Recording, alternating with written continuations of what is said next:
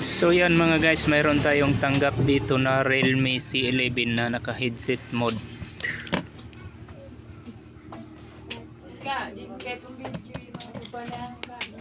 Ayan, naka headset mode siya mga idol. So ito yun yung ating i-repair ngayon. So yan, nabaklas ko na pala yung unit.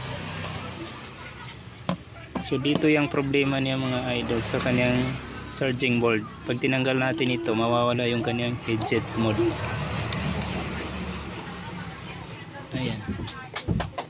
So wala na yung headset mode. So ito yung i-repair natin ngayon mga idol. So update ko lang kayo pag natapos na.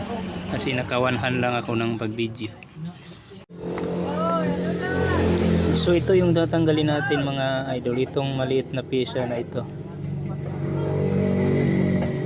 Itong pyesa na ito yung tatanggalin natin. At saka yung isa dito sa kabila, sa likod. Itong isang pyesa na ito. Tatanggalin natin ito. So yan mga guys, okay na yung ating inayos. Wala na siyang headset mode.